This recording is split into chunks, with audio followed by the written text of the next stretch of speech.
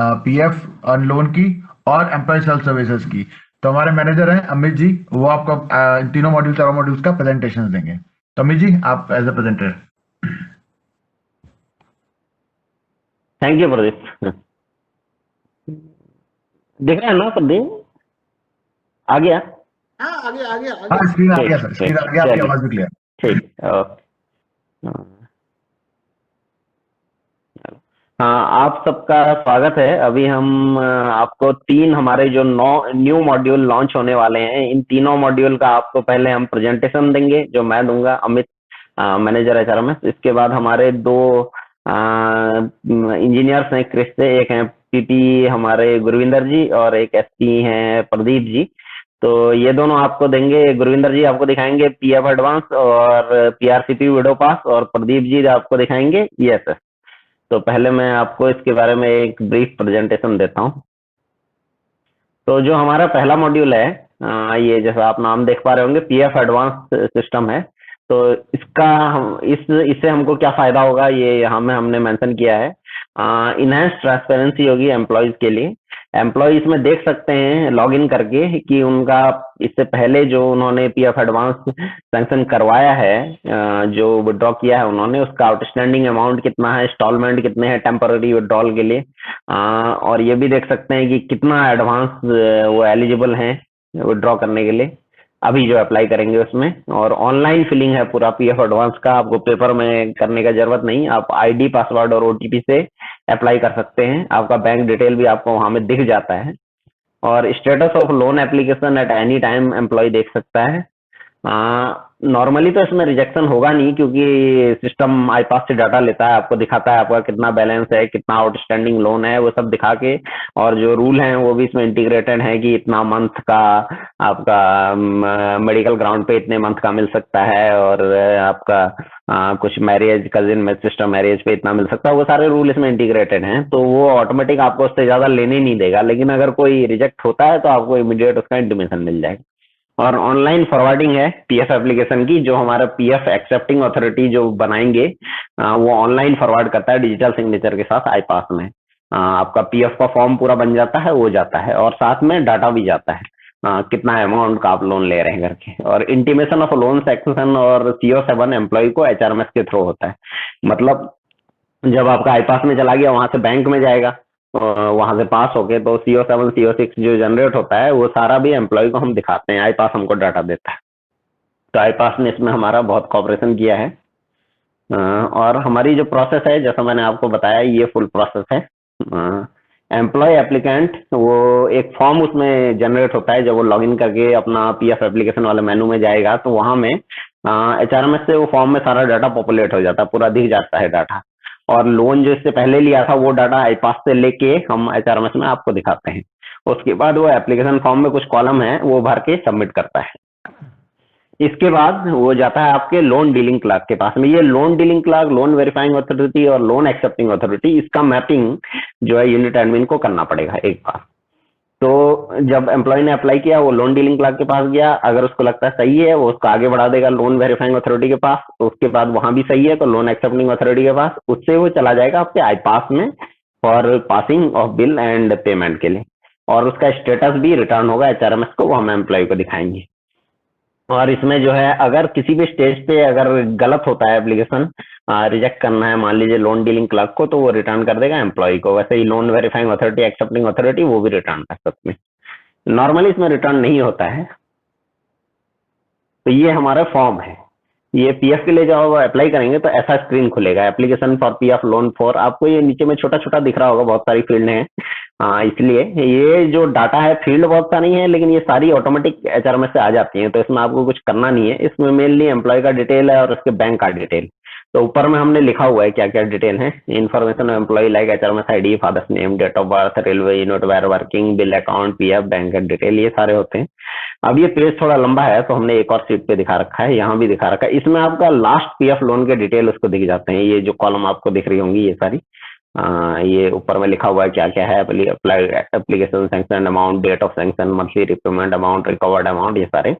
और उसके बाद जो उसको भरना है असली में, वो ये नीचे वाली खाली कॉलम है। तो इसमें उसको पहला पीएफ लोन एप्लीकेशन डिटेल्स में विड्रॉल टाइप टेम्पोररी या फाइनल सेलेक्ट करेगा, उसका रीजन यहाँ में ड्रॉप डाउन में उसको दिखेगा, जैसे मैंने बताया था कजिन सिस्टर मैरिज या आपका हाउस बिल्डिंग का हो, जो भी हो आपका, तो वो यहाँ से सेलेक्ट करेगा। फिर यहाँ अप्लाइड अमाउंट यहाँ वो भरेगा कि मेरे को कितना का पीएफ एडवांस चाहिए।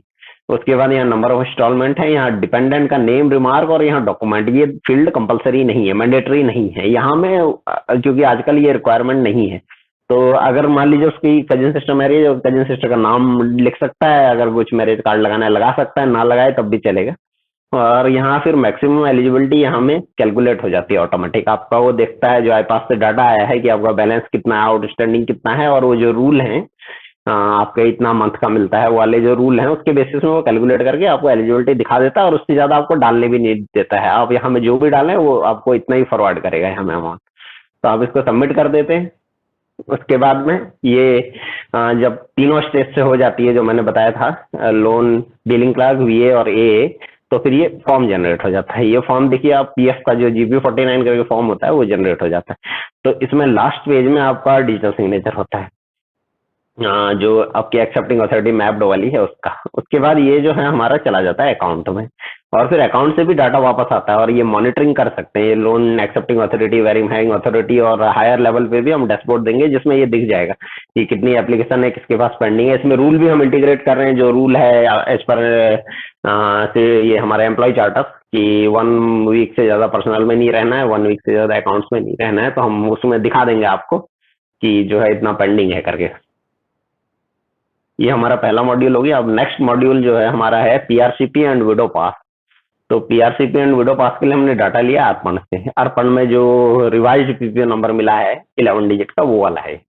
तो इसमें जो है इतना डाटा हम लोगों को मिला, 15,19,000 पेंशनर हैं, 10 लाख उसमें नॉर्मल पेंशनर हैं, फैमिली पेंशनर इतने हैं 4 लाख कुछ, और सुपर एन्युएशन वाले इतने हैं, डेथ इन सर्विस और वीआर वाले इतने हैं। नंबर ऑफ पेंशनर सबसे ज्यादा एनआर, सीआर, ईआर ये सबके हैं, टॉप 6 यहाँ दिखा रखे हैं।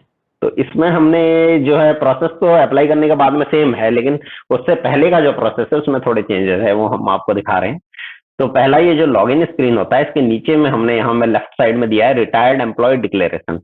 तो इसमें क्या करेगा, जो रिटायर्ड एम्प्लॉय है इसमें क्लिक करेगा तो उसको ये और एक छोटा सा स्क्रीन खुल जाता है। इसमें उसको अपना पीपीओ नंबर डालना है नया वाला, डेट ऑफ बर्थ डालनी है और एम्प्लॉय नेम डालना है। जैसे ही वो डाल के यहाँ गो करेगा तो नीचे में उसको दिख जाते हैं यहाँ में HRMS ID, employee name, designation और मोबाइल नंबर, ये दिख जाता है। अब ये मोबाइल नंबर जो है और फैमिली का डिटेल हमने अर्पण से लिया है सारे रिटायर्ड एम्प्लॉय के लिए, लेकिन ये सही हो या नहीं इसकी कोई गारंटी नहीं है, और मोबाइल नंबर चेंज होने का काफी चांस है। तो इसमें हमने इसलिए, और रिटायर्ड एम्प्लॉय को आने में थोड़ा डिफिकल्टी होगी, इसलिए हमने इसमें चेंज मोबाइल नंबर का ऑप्शन इसी में दे दिया है। तो वो चेंज मोबाइल नंबर क्लिक करेगा, उसके बाद में न्यू मोबाइल नंबर यहाँ डालेगा, और अपना एक आई कार्ड उसको डालना पड़ेगा। वो आई कार्ड की लिस्ट है, मतलब पैन कार्ड, पासपोर्ट, ऐसी आधार कार्ड, ऐसी वोटर आई कार्ड, ऐसी चीजें हैं, ड्राइविंग लाइसेंस है, तो वो सारे डॉक्यूमेंट में से कुछ इसमें अपलोड करेगा। और एक हमने मोबाइल चेंज रिक्वेस्ट का फॉर्म दिया हुआ ऊपर इधर में देखिए, तो इसको डाउनलोड करके उसको भर के उसमें अपना जो है सिग्नेचर करके उसको यहाँ अपलोड करना पड़ेगा। तो ये दोनों चीज के बेसिस में पास क्लर्क चेक कर सकता है, और मोबाइल नंबर भी आया है उसके पास तो बात भी कर सकता है अगर चाहे तो उसके बाद में यहाँ सबमिट करेगा ये जो एम्प्लॉय है। तो ये सबमिट करने से ये इन्फॉर्मेशन आपके जो है पास क्लर्क के पास में पहुंच जाएगी, और मोबाइल नंबर चेंज किया जा सकता है।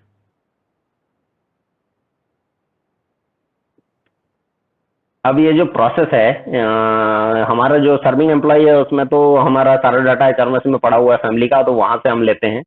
अब रिटायर्ड एम्प्लॉय के लिए प्रोसेस थोड़ा डिफरेंट है। हमने अर्पण से तो डाटा ले लिया, लेकिन उसको जो है डाटा सही है नहीं ये तो पास क्लर्क ही इसमें वेरीफाई कर पाएगा। तो इसमें हमने क्या कर रखा है, पास क्लर्क जो है इसमें HRMS की तरह हमको बाकी डाटा चाहिए भी नहीं अदर पर्पजेस के लिए। तो इसमें हमने क्या कर रखा है, पास क्लर्क जो है, और हमने इसमें ओपन कर रखा है सारे जो रेलवे के जितने भी एम्प्लॉय हैं हमारे, सारे रिटायर्ड एम्प्लॉय जो 15 लाख हमने दिखाए थे उसका डाटा हमने सारा अर्पण से ले लिया है और वो डाल दिया है एक डाटाबेस में।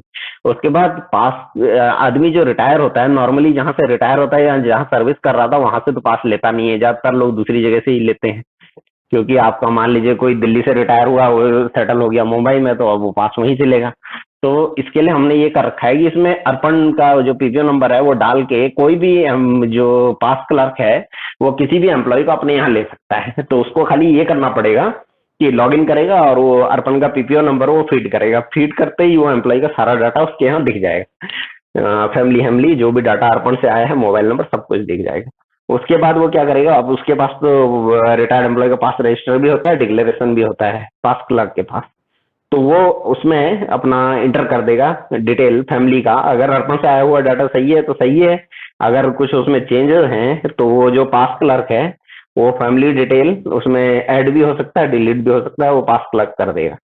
और उसके बाद पास जो जितने सेट मिलते हैं वो भी हम ऑटोमेटिक दिखा दे रहे हैं, लेकिन अगर उसको कुछ चेंज करना है, सही नहीं आ रहा क्योंकि उसके पास तो डिटेल है, या फिर उसको कुछ पास सेट आदमी ने ले लिए मैनुअल पास, उसका डाटा भी उसको एंटर करना पड़ेगा। उसके अलावा जो है अगर पास स्टॉप हो गए due to unauthorised retention of quarter, pass stop होते हैं आपको मालूम होगा, एक मंथ के लिए जो है एक मंथ अनऑथराइज्ड ऑक्यूपेशन करने से एक सेट स्टॉप हो जाता है, तो वो सारी एंट्री ये कर देगा पास क्लर्क। पास क्लर्क इंटर करने के बाद वो डाटा सबमिट जैसे ही करेगा वो चला जाएगा रिटायर्ड एम्प्लॉय या विडो के अकाउंट में। तो रिटायर्ड एम्प्लॉय या विडो अगर उनका मोबाइल नंबर सही है तो वो जो इससे पहले आपको स्क्रीन दिखाया था वहां से लॉग इन कर सकते हैं। अगर मोबाइल नंबर गलत है तो वो फॉर्म भर के जैसे ही वो सबमिट करेंगे इस पास क्लर्क को आ जाएगा और फिर वो मोबाइल नंबर अपडेट कर सकता है। फिर ये रिटायर्ड एम्प्लॉय या विडो को क्या करना है, जो उसने डाटा डाला मतलब पास सेट, पास टाइप, वो सारा और फैमिली जो डाली है वो सब सही है नहीं, वो रिटायर्ड एम्प्लॉय या विडो चेक करेंगे। अगर उनको लगता है सही है तो पास इश्यूइंग अथॉरिटी को फॉरवर्ड कर देंगे और वो उसको ओके करेगा तो एचआरएमएस डाटाबेस में अपडेट हो जाएगा। अगर रिटायर्ड एम्प्लॉय को लगता है गलत है तो ऊपर को जो फ्लो जा रहा है नो, वो पास क्लर्क को वापस आ जाएगा। अब फिर पास क्लर्क को दोबारा करेक्ट करना पड़ेगा, दोबारा सबमिट करना पड़ेगा, ये फ्लो है। और अगर सही होगा तभी वो पास इश्यूइंग अथॉरिटी के पास जाएगा और एचआरएमएस डाटाबेस अपडेट हो जाएगी। ये हो जाने के बाद में जब सारी एंट्री हो गई फैमिली के बारे में और पास एलिजिबिलिटी के बारे में, तो एम्प्लॉय जो है वो पास के लिए अप्लाई कर सकता है। वो एप्लीकेशन का प्रोसेस सेम है, सर्विंग एम्प्लॉय का स्क्रीन भी सेम है। तो उसमें वही आपका लॉगिन करेगा रिटायर्ड एम्प्लॉय या विडो और full set half set select करेगा, फैमिली मेंबर जो जाने हैं वो सिलेक्ट करेगा, outward inward journey online request उसके बाद में करेगा, पास क्लर्क के पास जाएगा, पास क्लर्क चेक करेगा, सही है तो पास इश्यूइंग अथॉरिटी को भेज देगा, नहीं है तो दोबारा वो रिटायर्ड एम्प्लॉय को भेजेगा। फिर पास इश्यूइंग अथॉरिटी जब उसको पास इश्यू करेगा तब पास इश्यू होगा। ये पास है जो जनरेट होता है, सर्विंग का पास जैसा ही है जैसा कि आप देख पा रहे होंगे। इसमें खाली पोस्ट रिटायरमेंट कम्प्लीमेंट्री पास लिखा हुआ है, प्रिविलेज पास कीजिएगा या पीटीओ कीजिएगा।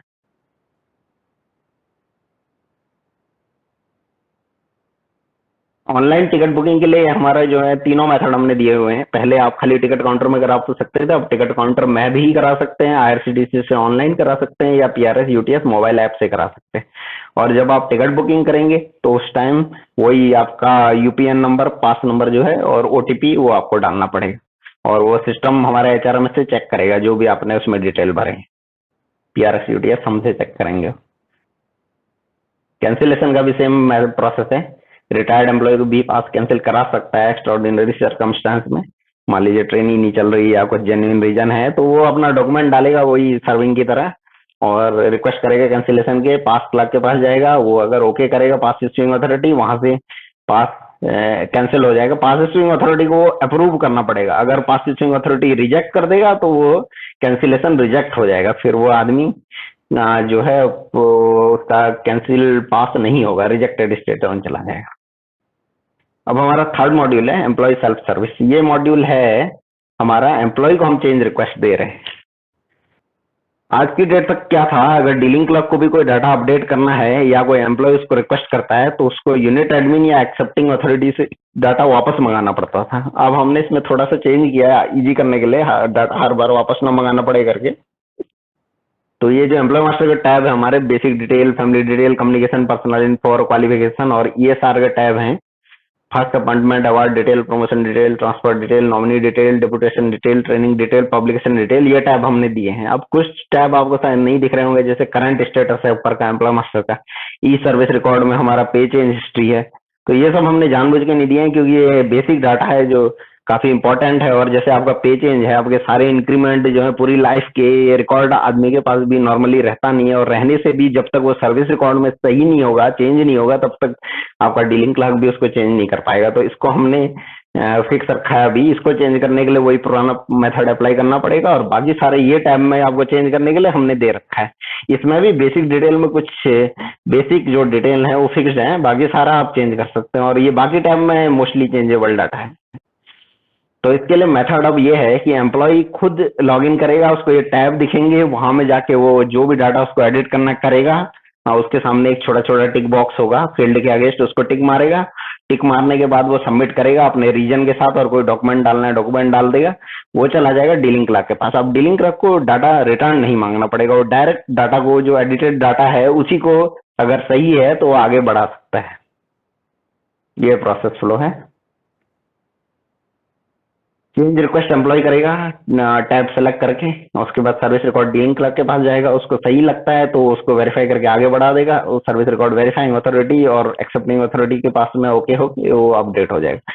अगर कहीं लगता है कि गलत है तो सर्विस रिकॉर्ड डीलिंग क्लर्क ही उसको रिजेक्ट कर सकता है, या वेरीफाइंग एक्सेप्टिंग ये लोग रिजेक्ट कर सकते हैं। एम्प्लॉय को वो इंटीमेशन चला जाएगा। इसमें हम मोबाइल ऐप में भी, जो एचआरएमएस का ऐप है, इसमें ये टैब देंगे। इसमें सारे टैब नहीं दे पाएंगे हम, कुछ कुछ टैब देंगे क्योंकि कुछ में डाटा बहुत ज्यादा है तो वो जो उसमें चेंज करना थोड़ा डिफिकल्ट है। लेकिन आप मोबाइल से इसको बाकी कर सकते हैं। मोबाइल का जो नॉर्मल आपका ब्राउजर होता है उसमें डेस्कटॉप मोड करके आप एचआरएमएस का सारा काम ही कर सकते हैं। अब ये हमने दिखाया हुआ है, आपका एक एग्जांपल दिया हुआ है। ये बेसिक डिटेल, जैसा मैंने बताया, बेसिक डिटेल में सारा डाटा हम चेंज नहीं करने दे रहे हैं। जैसे आईपास एम्प्लॉय आईडी है, एचआरएमएस एम्प्लॉय आईडी, नेम हेम, ये सब हम नहीं करने दे रहे। इसमें हम जैसे करने दे रहे हैं आपका रीजनल नेम, उसका बर्थ प्लेस, उसके बाद में ये डेट ऑफ बर्थ, नहीं डेट ऑफ बर्थ नहीं दे रहे, कंट्री ऑफ बर्थ दे रहे हैं। उसके बाद में उसका स्पाउस नेम, स्पाउस ऑक्यूपेशन, ये सारी चीजें हम अलाउ कर रहे हैं इसमें चेंज करने के लिए। तो जो भी उसको एडिट करना है यहाँ एडिट करके सामने टिक मार देगा। टिक मारने से ये हाईलाइटेड होके उसको भी डीलिंग क्लर्क को दिख जाता है कि इसने ये चेंज रिक्वेस्ट किया है करके। और बाकी जैसे फैमिली का टैब है, इसमें आप पूरा ही एडिट कर सकते हैं। आपको कुछ अगर चाहिए कि ऐड न्यू मेंबर, मान लीजिए आपका यहाँ कोई नया बच्चा हुआ है, उसको आपको ऐड करना है, तो ऐड न्यू मेंबर करके आप यहाँ से रिक्वेस्ट कर सकते हैं उसको। और सारा आप यहाँ ऐड न्यू मेंबर करके एक पूरा नया टैब ही खुल जाएगा, उसमें आप पूरा डिटेल भर के सबमिट कर दीजिए। और अगर आपको कोई डिलीट करना है, यहाँ डिलीट का बटन देख रहे होंगे आप, इसको सेलेक्ट करके मार्क फॉर डिलीशन करके रिमार्क दे सकते हैं कि ये मेरा फैमिली मेंबर, मान लीजिए किसी की डेथ हो गई अनफॉर्चुनेटली, या कोई जो है किसी की एज कम की ज्यादा हो गई, फैमिली में इंक्लूड करने के रूल से ज्यादा हो गई, तो वो आप रिक्वेस्ट इसमें कर सकते हैं। और किसी फैमिली मेंबर का कुछ डिटेल भी चेंज करना है, वो आप डायरेक्टली ये बॉक्स को सेलेक्ट करके उसको चेंज कर सकते हैं। आपने मान लीजिए अपनी वाइफ का नाम डाला था, अब उनका आधार नंबर इसमें गलत पड़ा हुआ है, तो आप यहाँ पे टिक मार के चेंज कर सकते हैं। कुछ और डॉक्यूमेंट डालने हैं आपको, या कुछ हैंडीकैप्ड हैं, वो सारा आप यहाँ से डलवा सकते हैं। क्वालिफिकेशन का पेज है ये। क्वालिफिकेशन में मान लीजिए आपका इसमें खाली 12th पास या 10th पास पड़ा हुआ, आपने ग्रेजुएशन पोस्ट ग्रेजुएशन कर रखा है, तो आप यहाँ में रिक्वेस्ट कर सकते हैं। लेकिन ये जो मैंने बताया आपका फैमिली, या फैमिली तो छोड़िए, खैर क्वालिफिकेशन वाला जैसे है, अगर आपने प्रॉपर एनओसी नहीं लिया है अपने ऑफिस से, और अपने यहाँ में आपने जो है वो आपका जो अपने एनओसी लेने के बाद, हायर एजुकेशन करने के बाद में आपने जो सर्टिफिकेट दिया, आपका ऑफिस को वेरीफाई करवाता है, तो वो नहीं हुआ है, तो आप इसमें रिक्वेस्ट कर दीजिए। लेकिन वो लोग उसको अपडेट तभी करेंगे जब उनका पूरा प्रोसेस होगा, या आपने एनओसी नहीं लिया तो आप रिजेक्ट भी कर सकते हैं। तो आपका जो नॉर्मल प्रोसेस है वो रहेगा। इसमें खाली हम एचआरएमएस में डालने के लिए ये प्रोविजन हमने दी है। क्वालिफिकेशन हो गया। अब इसमें हमारा मॉनिटरिंग का डैशबोर्ड भी है। इसमें हमारे ये यूनिट एडमिन वो सबको दिख जाता है कि चेंज रिक्वेस्ट जो है कर रखी है तो उसका स्टेटस क्या है, किसके पास पड़ी हुई है, डीसीवी है। और हम इसमें और भी डैशबोर्ड दे रहे हैं जिससे मतलब हायर अथॉरिटी को भी दिख जाए और एम्प्लॉय को भी दिख जाता है कि उसने कितनी चेंज रिक्वेस्ट की। और चेंज रिक्वेस्ट एम्प्लॉय अपने एक टैब में एक बार कर सकता है, तो नहीं मतलब जब तक वो फाइनल ना हो, एक्सेप्टिंग अथॉरिटी उसको एक्सेप्ट ना कर ले, उससे पहले एक ही टैब में दो रिक्वेस्ट नहीं कर पाएगा, अलग टैब में कर पाएगा। मान लीजिए बेसिक इन्फो में उसने एक रिक्वेस्ट डाली हुई है, जब तक वो फाइनल नहीं होती वो उसी टैब में दोबारा रिक्वेस्ट नहीं कर पाएगा। तो आपको जो चेंज रिक्वेस्ट करनी है, एक टैब की सारी फील्ड की चेंज रिक्वेस्ट आप एक बार में कर दीजिए, और फिर एक बार वो एक्सेप्ट हो जाए उसके बाद वो दोबारा कर सकता है रिक्वेस्ट, तो एक्सेप्ट या रिजेक्ट हो जाए। तो अब इसके बाद में हाँ हो गया ये। Thank you. अब हमारे जो गुरविंदर जी हैं ये आपको दिखाएंगे पीएफ लोन और पीआरसीपी पे डेमो। इसके बाद प्रदीप जी हमारे दिखाएंगे ऑन आपका ईएसएस। गुरविंदर जी।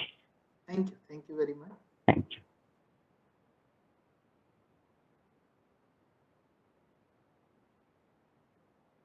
एक बात और बोलनी है आपको, अगर जो है कुछ क्वेश्चन हो तो आप देखिए आपके राइट साइड में नीचे में चैट बॉक्स है, उसमें आप अभी से ही कुछ भी क्वेश्चन आप डाल सकते हैं। जब भी आपको कोई क्वेश्चन लगता है उस पर आप लिख के डाल दीजिए, हम उसका रिप्लाई आपको तीनों डेमो के बाद दे देंगे। चलिए, गुड आफ्टरनून। मेरा नाम गुरविंदर सिंह है। मैं आपको पीएफ लोन एप्लीकेशन कैसे लगती है, रिसीव कैसे होती है और वो फिर एक्सेप्ट होके वो अकाउंट में कैसे जाती है, और देन उसके बाद उसका CO6 नंबर और CO7 नंबर जो अकाउंट में जनरेट होता है एट वेरियस स्टेजेस, तो वो मैं आपको दिखाऊंगा। तो और साथ में पीआरसीपी में जो रिटायर्ड एम्प्लॉय है उनको ऑनबोर्ड कैसे करना है, उनका जो पास इश्यू करने का है या पास अप्लाई करने का है वो प्रोसीजर बिल्कुल सेम है। तो हम सिर्फ बोर्डिंग के ऊपर ही काम करेंगे। और सबसे पहले चलते हैं कि हम आपको कि पीएफ लोन का जो है आपके यूनिट में कैसे लगाएंगे। सबसे पहले आपके पास एक हमने जो स्टैंडर्ड तरीका दे रखा है कि आपका जो लोन है वो कैसे प्रोसेस होता है, उसके लिए आप नॉमिनेट होते हैं, आपके डीसी वीए रहता है। तो हम यूनिट एडमिन के पॉइंट ऑफ व्यू से देखेंगे कि हम उसको कैसे रोल्स देते हैं और फिर कैसे एम्प्लॉय को असाइन करते हैं। सबसे पहले तो मैं यूनिट एडमिन से लॉगिन करता हूँ। यूनिट एडमिन से लॉगिन किया, वो हमारे पास यहाँ पे एक स्टैंडर्ड तरीका है जहाँ पे क्रिएट रोल और चेंज रोल करते हैं। चेंज रोल हम कर देते हैं। हम यहाँ पे 3 जो है नए यूजर्स बनाएंगे, उनको एडिशनल रोल देंगे। एक हम डीसी हैं को एडिशनल रोल देते हैं, अखिल शर्मा जी। गुरविंदर जी आपकी यहाँ पे देखिए 3 गुरविंदर जी यहाँ पे आपकी वॉइस थोड़ी सी कम आ रही, सेक्शन, थोड़ा सा आप लाउड करेंगे? थोड़ा सा लाउड करूं मैं? हाँ जी, थोड़ी सी ओके, वॉइस आपकी वीक है। ठीक है। अब आ रही है? बेटर। बेटर है? हाँ अब ठीक है, ठीक। ठीक है। तो आप जैसे कि आप देखेंगे यहाँ पे कि हमने 3 जो है नए रोल हमने डिफाइन करे हैं यहाँ पे। एक है PF loan dealing clerk, PF authority and accepting authority. Amit ji अब ठीक आ रही है आवाज? बेटर है। ठीक है, अब ठीक। ठीक ठीक। हाँ, और ठीक है। हमारे एक और बात बोलनी थी, जीएम सर डीजी सर के साथ मीटिंग के लिए गए हुए हैं, इसलिए हम लोगों को प्रेजेंटेशन करने के लिए बोला हुआ है। हाँ बोलिए गुरविंदर जी। ठीक ठीक है। तो हम तो यहाँ पे इनको एलडीसी का नया रोल दे देते हैं, क्योंकि हमारी एप्लीकेशन लगाने के लिए ये इम्पोर्टेंट है। तो हम यहाँ पे रोल दे देंगे, एडिशनल रोल दे दिया है हमने। ऐसे ही हम हमारे वीए हैं हमारे दीपक कुमार जी, हम उनको चूज करके एक एडिशनल रोल दे देते हैं। एलवीए का हमने रोल दे दिया। और फिर हमारे एक जो है ऐश्वर्या सचिन जी हैं, उनको एक्सेप्टिंग अथॉरिटी बने हुए हैं, उनको हम एडिशनल रोल दे देते हैं लोन का एक्सेप्टिंग अथॉरिटी का, लोन एक्सेप्टिंग अथॉरिटी LAA। तो वो हमने दे दिया है। अब ये जब हमारे पास ये सारे यूजर्स बन गए हैं तो अब हम लोन एंड एडवांसेस वाले में जाते हैं और ऑथराइज मैट्रिक्स को डिफाइन करते हैं। तो यहाँ पे हम क्या करते हैं कि हम अखिल शर्मा जी जो हमारे LDC हैं, जो हमारे लोन वाले DC हैं, उनको हमने वेरीफाइंग अथॉरिटी के साथ अटैच करना है, तो दीपक कुमार जी के साथ अटैच कर देते हैं हम यहाँ पे और सबमिट कर देते हैं। तो जब भी अखिल कुमार जी कुछ प्रोसेस करेंगे तो वो एप्लीकेशन दीपक कुमार जी के पास जाएगी। और फिर हम असाइन कर देते हैं एम्प्लॉइज को। एम्प्लॉइज को असाइन करते हैं तो हम DC को सिलेक्ट कर लेते हैं यहाँ पे। बल्क में भी कर सकते हैं और 1 to 1 भी कर सकते हैं। ये तो आप जो अभी यूनिट एडमिन के साथ काम करते हैं तो उनको पता है कि कैसे असाइन करता है। ये स्टैंडर्ड तरीका है, हमने हर जगह पे एम्प्लॉय मास्टर में भी हमने ऐसे ही रखा हुआ है और बाकी जगह पे भी हमने ऐसे ही रखा हुआ है।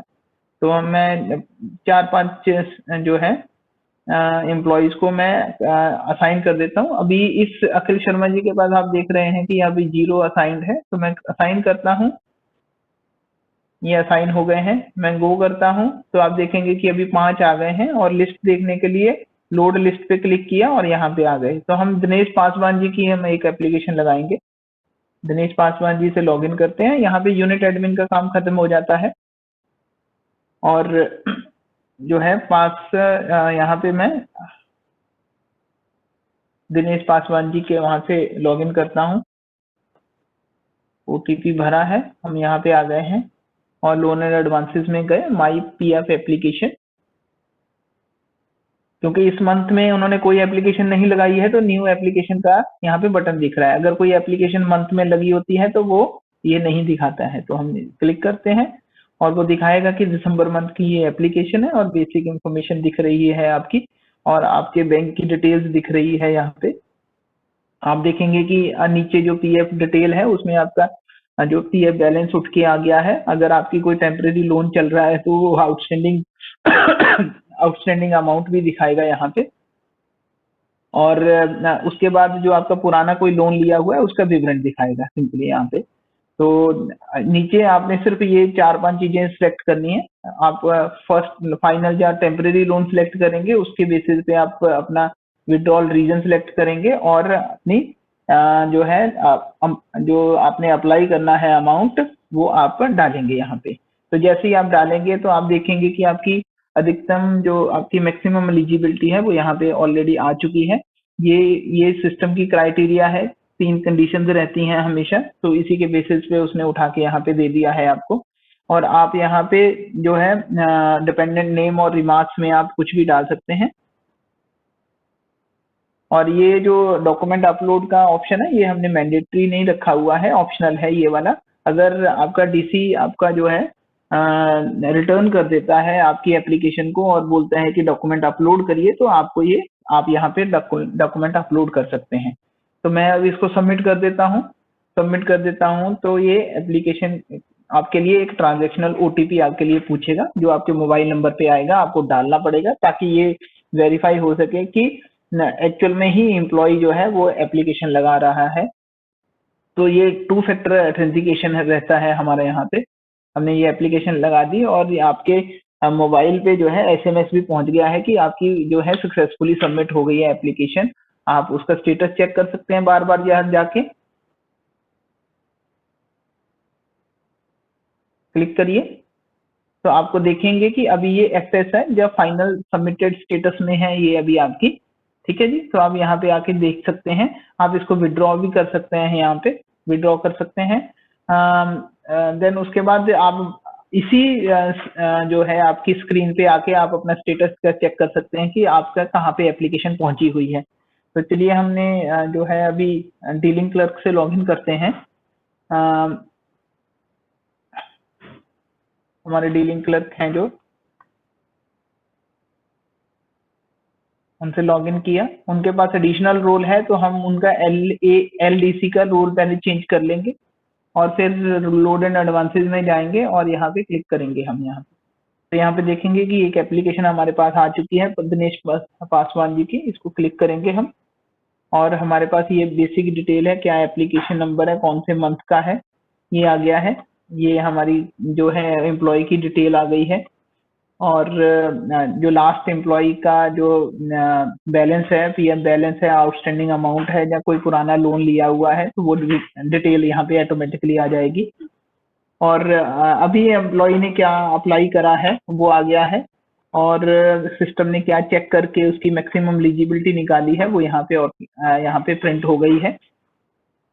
और इस तरीके से अगर कोई रिजेक्ट करता है तो रिजेक्ट करके दोबारा एम्प्लॉय के पास पहुंच जाता है। हम इसको फॉरवर्ड कर देते हैं वीसी के पास।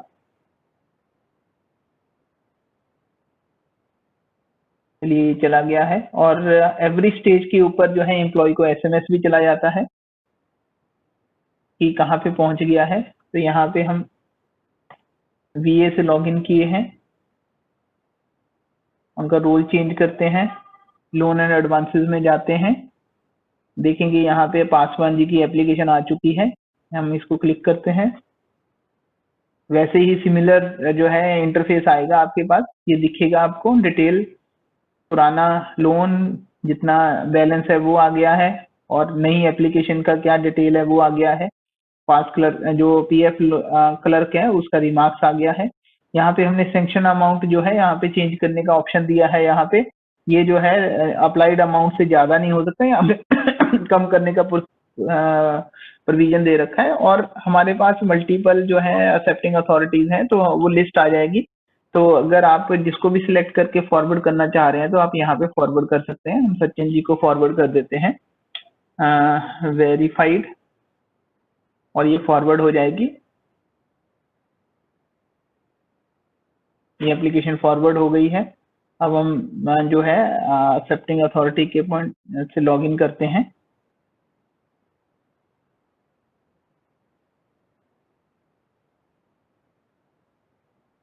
लॉगिन किया, उनका रोल चेंज करते हैं। रोल उनका LA है, रोल चेंज किया। लोन एंड एडवांसेस में गए, देखेंगे एप्लीकेशन है तो वहां पे भी एप्लीकेशन आ रखी है, क्लिक करते हैं। जब भी कोई एक्शन होता है एप्लीकेशन के ऊपर तो SMS जाता है एम्प्लॉय को। तो सिमिलर डिटेल यहाँ पे दिखती है, जैसे VA और DC को दिखती हैं। और एडिशनल में जो है VC और VA और डीलिंग क्लर्क ने जो आपके जो रिमार्क्स दिए हुए हैं वो यहाँ पे आए हुए हैं। यहाँ पे भी हमने जो है सैंक्शन अमाउंट का जो है प्रोविजन दे रखा है और यहाँ पे रिजेक्ट करने का भी ऑप्शन है। तो हम यहाँ पे एक्सेप्ट कर लेते हैं और साइन करते हैं। डिजिटली साइन करके ही जैसे ही डिजिटली साइन होता है तो ये एप्लीकेशन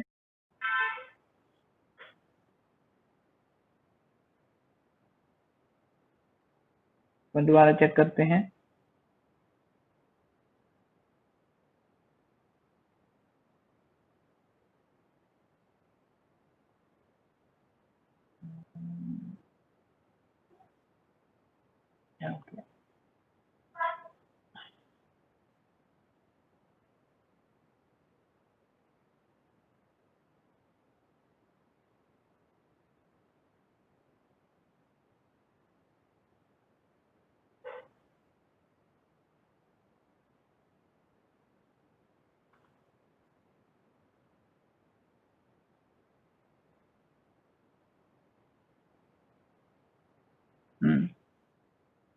एक बार जरा ट्राई करते हैं, कुछ फेल हो गया है, चेक कर लेते हैं।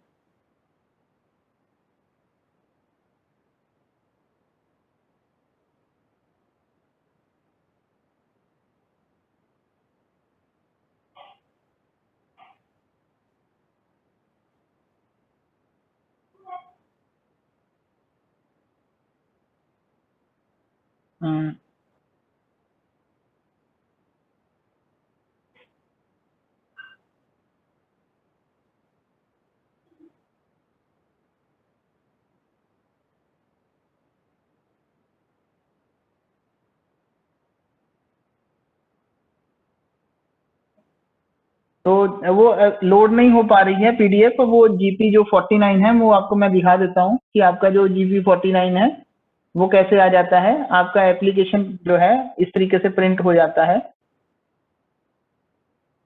ये GP 49 आपका फॉर्म भर जाएगा जो PDF फॉर्मेट में है, जो अभी दिख नहीं रहा है, वो थोड़ा सा नेटवर्क के कारण डाउनलोड नहीं हो पा रहा है। तो इस तरीके की PDF फाइल आपकी जनरेट हो जाती है, जो कि आप मैनुअल फॉर्म भरते थे GP 49, वही वाला आपका यहाँ पे आ जाता है। इसमें आपका एम्प्लॉय की पूरी डिटेल आ जाती है, क्या भरा है, कितनी अमाउंट भरा है वो आ जाता है, और सिग्नेचर नाम सब आ जाता है यहाँ पे। और डीलिंग क्लर्क ने जो वैल्यूज हैं वो सारी ऑटोमेटिकली यहाँ पे प्रिंट हो जाती हैं, जो कंपाइल करता है। और देखिए अखिल शर्मा जी हमारे DC थे, उन्होंने यहाँ पे भर दिया है इस तरीके से। और जैसे ही हम इसको डिजिटल साइन करते हैं तो देखिए मैं गुरविंदर सिंह हूँ, तो मैंने अपना DC लगाया हुआ है साइन करने के लिए। तो मैं पासवर्ड डालता हूँ।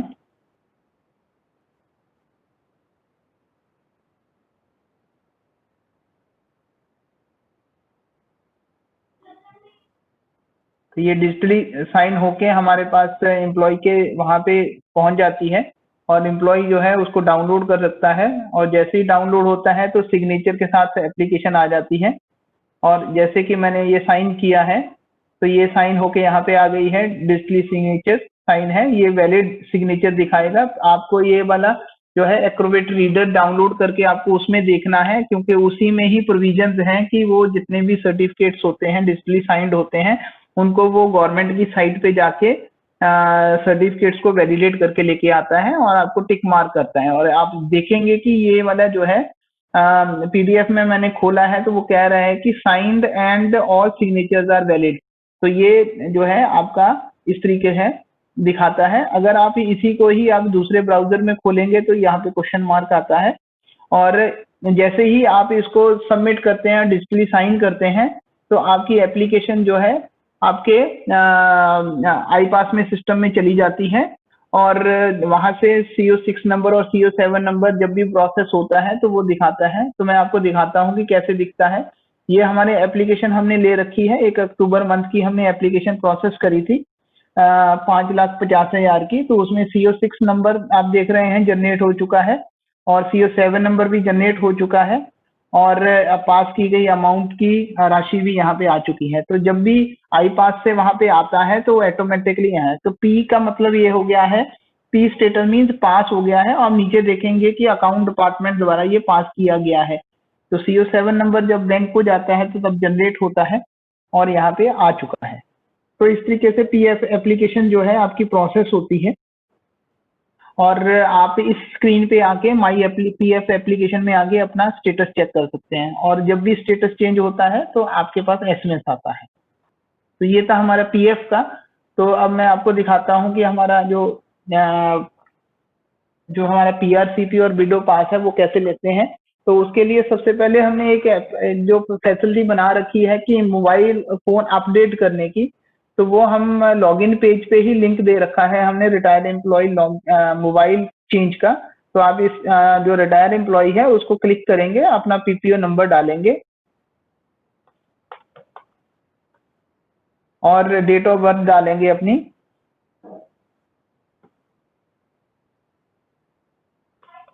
और अपना नाम लिखेंगे। वो करेंगे तो अगर इंफॉर्मेशन होएगी तो वो ऑटोमेटिकली सिस्टम से उठा के लेके आएगा। यहाँ पे HRMS ID जो हमने असाइन करी है उस रिटायर एम्प्लॉय को वो आ जाएगी और मोबाइल नंबर उठ के आ जाएगा जो अभी हमारे सिस्टम में पड़ा है। अगर ये ठीक नहीं है तो चेंज मोबाइल पे क्लिक कर सकते हैं।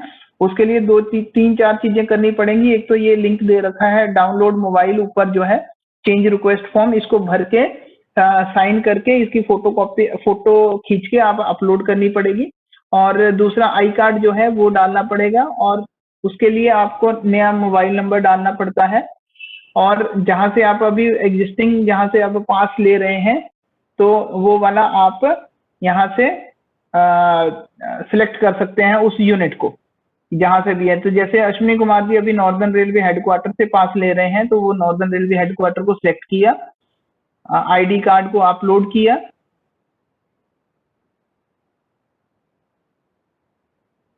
ID कार्ड को अपलोड किया।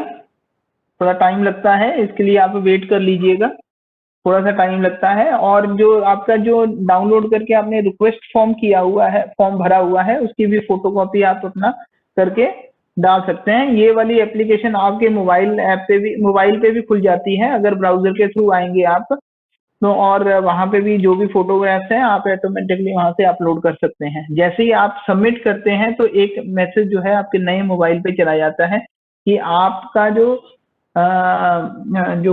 रिक्वेस्ट है मोबाइल चेंज करने का वो सक्सेसफुली सबमिट हो गया है और अब जो है पास क्लर्क उसको वेरीफाई करेगा। तो नॉर्दर्न रेलवे में जो भी पास क्लर्क होंगे तो उनके पास वो इंफॉर्मेशन चली जाएगी, वो आपकी डाटा को अपडेट चेक करके उसको देख लेंगे। तो ये सक्सेसफुल हो चुकी है और अब हम जो है दूसरी एप्लीकेशन जो है डॉक्यूमेंट है उसको अपलोड करेंगे, वो भी सक्सेसफुल हो गई है और सबमिट कर देंगे हम यहाँ पे। तो अश्विनी कुमार जी हैं, तो ये चली गई है, तो आपकी सक्सेसफुल यहाँ पे हो गया है। अब इसको बंद करते हैं। अब हम ये वाली जो है पास क्लर्क के पास चली गई है, तो पास क्लर्क लॉग इन करेगा और अपने पास देखेगा कि मेरे पास कोई मोबाइल चेंज की रिक्वेस्ट तो नहीं आई है। तो वो पास में जाएगा और नीचे जो है एक्सेप्ट पास मोबाइल चेंज करके क्लिक करेगा। तो ड्रॉप डाउन में देखेंगे कि यहाँ पे अश्विनी कुमार जी की एक रिक्वेस्ट आ चुकी है। क्लिक करते हैं, जो डॉक्यूमेंट अपलोड करे हैं वो देख लेगा और उसको एक्सेप्ट कर लेगा। अब जो भी कम्युनिकेशन होएगा इसी मोबाइल पे होएगा एम्प्लॉय के लिए, रिटायर्ड एम्प्लॉय के लिए। तो अब ये क्या है कि अभी तो ये वाला हो गया, अब मैनुअल डाटा डालेंगे उसका एम्प्लॉय का, जो पास क्लर्क ही डालेगा। तो यहाँ पे मेन्यू है रिटायर्ड जो है डाटा वेरिफिकेशन। तो यहाँ पे एक या तो PPO नंबर अगर पता है तो वो डाल सकते हैं, जहाँ हमने ये राइट हैंड साइड पे एक सर्च का ऑप्शन दे रखा है, क्योंकि पास क्लर्क को पता नहीं होता कि किसका क्या है, तो वो सर्च कर सकता है वो जाएगा कि नॉर्दर्न रेलवे में मैं हेडक्वार्टर में बैठा हूँ, तो HQ करेगा, नॉर्दर्न रेलवे हेडक्वार्टर आ जाएगा। डेट ऑफ बर्थ पता है तो डेट ऑफ बर्थ डाल सकता है, नहीं तो नाम है तो वो नाम के 3 पहले अक्षर भी डाल सकता है। जैसे मैं अश्विन डाल देता हूँ तो यहाँ पे वो नाम आ गया है। अगर मैं कुमार डाल देता हूँ तो देखेंगे कि मल्टीपल रिकॉर्ड्स आ गए हैं हमारे पास। तो हम इस तरीके से हम सर्च कर सकते हैं और इनके ऊपर क्लिक करेंगे, PPO नंबर के ऊपर क्लिक करेंगे तो ये पीछे जो हमारा दिखा रहा है डाटा, ये खाली पड़ा है, तो ये ऑटोमेटिकली उसका डाटा भर जाएगा। तो मैं क्लिक करता हूँ अश्विनी कुमार जी के डाटे से, तो ये पूरा फिल हो गया है ऑटोमेटिकली। यहाँ पे हम एक तो जेंडर चेंज के लिए रखा हुआ है, क्योंकि हमारे डाटा में जो है अर्पण से मिला है उसमें जेंडर का थोड़ा सा मिसमैच है, तो ये हमने ओपन रखा है इसको। फोटो अपडेट करने के फोटो अपलोड करने के लिए बोला है हमने, एक अपलोड कर दीजिए, और पहचान ID कार्ड है वो अपलोड कर दीजिए।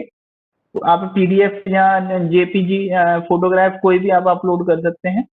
तो यहाँ पे मैं एक छोटी सी PDF फाइल जो है अपलोड कर देता हूँ फॉर द डेमो पर्पज।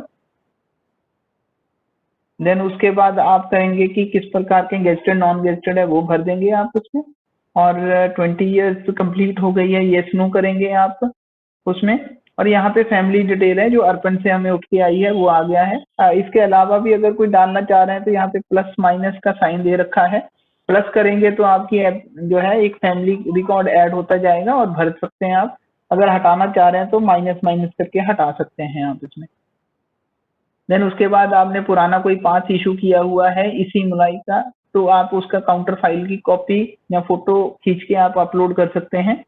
जैसे कि मैं यहाँ पे एक PDF जो है अपलोड कर देता हूँ, और यहाँ पे जो है जो एम्प्लॉय ने कोई डिक्लेरेशन दे रखी है पुरानी वाली, या सर्वाइवल सर्टिफिकेट या फैमिली का डिक्लेरेशन दे रखा है, तो वो आप अपलोड कर सकते हैं यहाँ पे।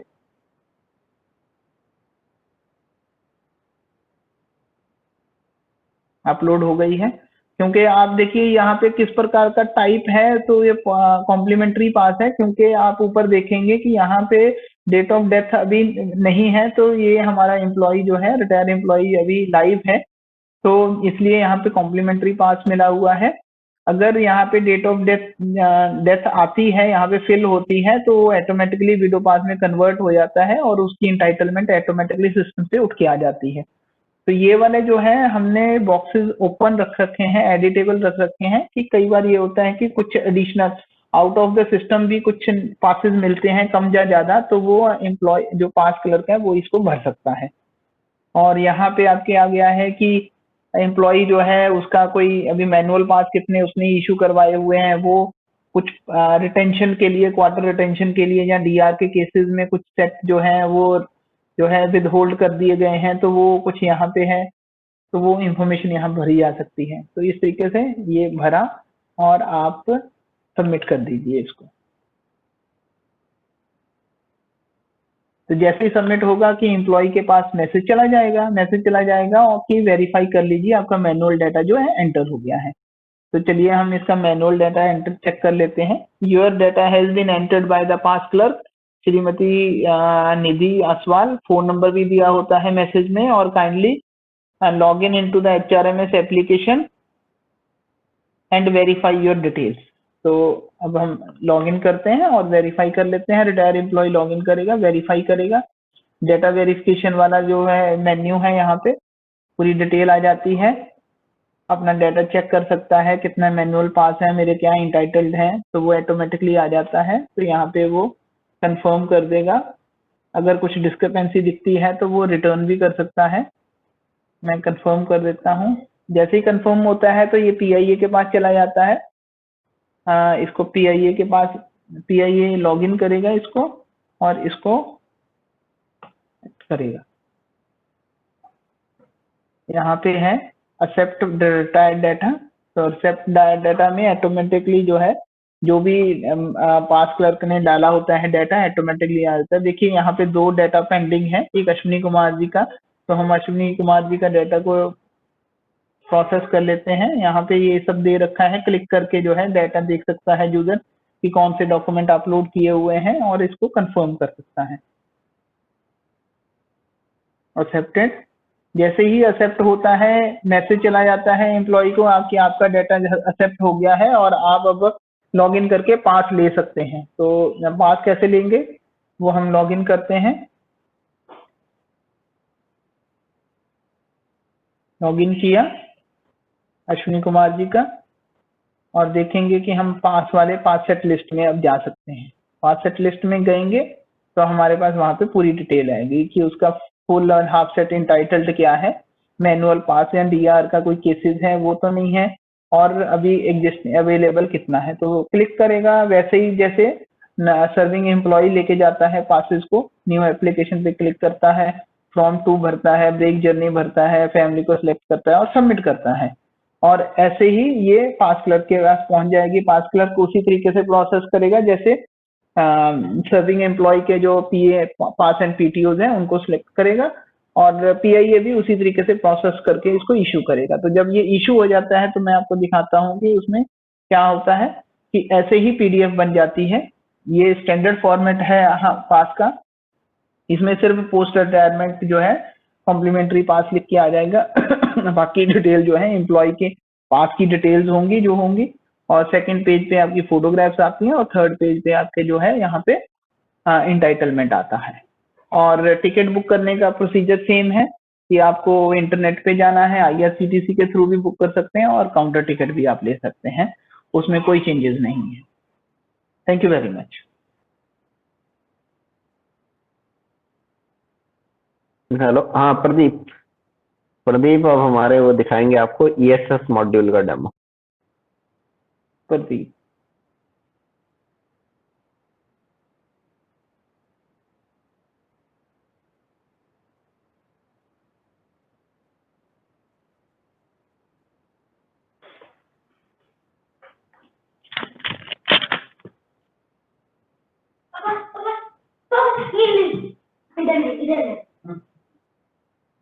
इधर नहीं, अभी अभी अभी बता।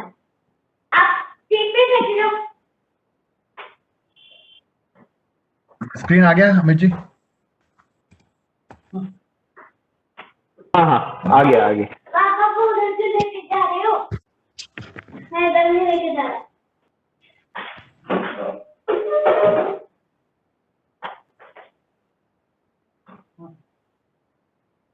तो अब हम आगे बात करने वाले हैं ईएसएस मॉड्यूल के बारे में।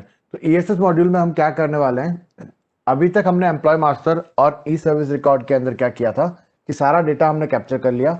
वो डेटा हमने वेरिफिकेशन और एक्सेप्टेंस के स्टेज से हम लेके गए और वो डेटा हमारा फ्रीज हो गया।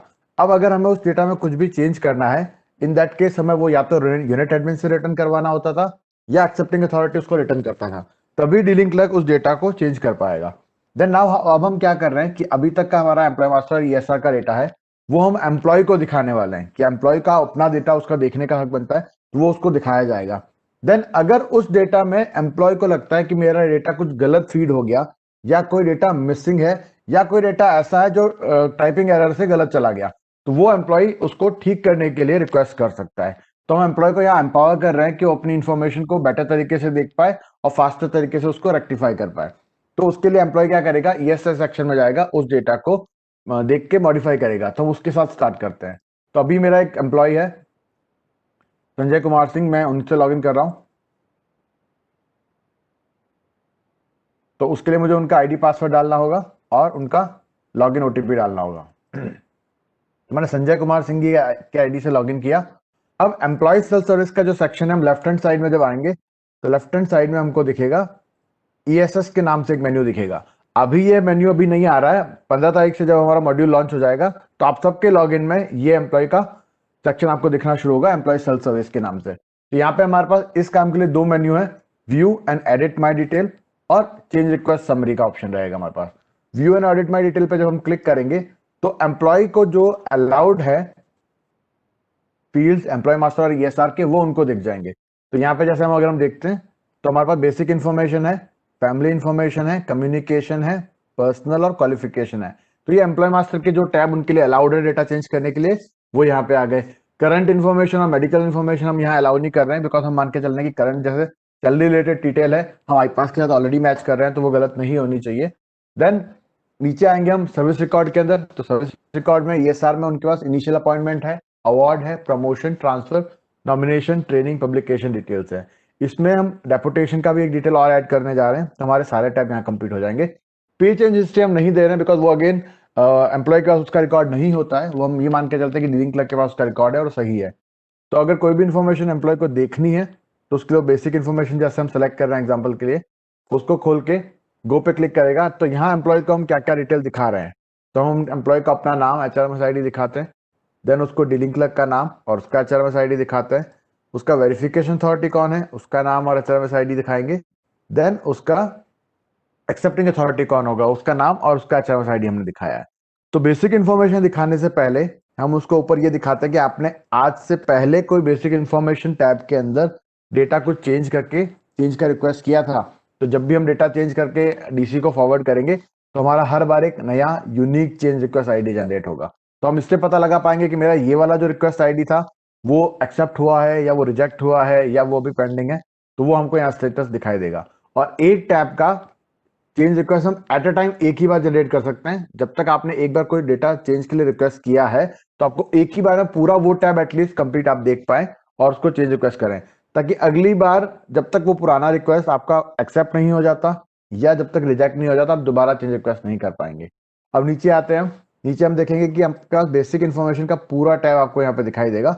जिस तरह से हम डीलिंग क्लर्क को दिखाते हैं वैसे ही हमने यहाँ एम्प्लॉय को दिखाया है। उसमें से कुछ इन्फॉर्मेशन है जो हम उसको चेंज के लिए अलाउ नहीं करेंगे, तो वो हम देखते हैं कौन कौन सी इन्फॉर्मेशन होगी। उससे पहले यहाँ हम देखते हैं कि एक बटन है आपके पास बिल्कुल सेंटर में, रेज चेंज रिक्वेस्ट का। तो अगर मुझे नीचे जो इन्फॉर्मेशन दी हुई है, जो मेरा सूचना है उसमें से अगर कुछ भी इन्फॉर्मेशन मुझे बदलनी है तो मैं इसको बटन को दबाऊंगा, तब वो मुझसे पूछा जाएगा रीजन क्या है आपको बदलने का। तो जो भी आपका रीजन है वो आपको रीजन डालना होगा एम्प्लॉय का कि मैं ये डेटा क्यों बदलना चाहता हूँ। देन हम नीचे आएंगे कि उसका क्या क्या डेटा वो बदल पाएगा, क्या क्या डेटा वो नहीं बदल पाएगा। तो यहाँ हम एम्प्लॉय मास्टर के अंदर ये बेसिक इन्फॉर्मेशन के अंदर उसका HRMS ID, IPAS ID, आधार नंबर, उसका नाम, फर्स्ट नेम जो सर्विस रिकॉर्ड के अंदर है, ये इन्फॉर्मेशन हम उसको बदलने को नहीं दे रहे हैं बिकॉज हम ये मान के चलते हैं कि ये इन्फॉर्मेशन हमारे पास ऑलरेडी ऑथेंटिकेटेड है, सब कुछ ठीक है। उसका डेट ऑफ बर्थ भी इसी में आ गया, उसका सुपरन्यूशन डेट भी हमारे पास ठीक है और उसका पैन नंबर भी हमारे पास ठीक है। इसके अलावा बाकी जो इन्फॉर्मेशन है उसमें तो क्या क्या बदल पाएगा, वो कैसे बदल पाएगा वो देखते हैं।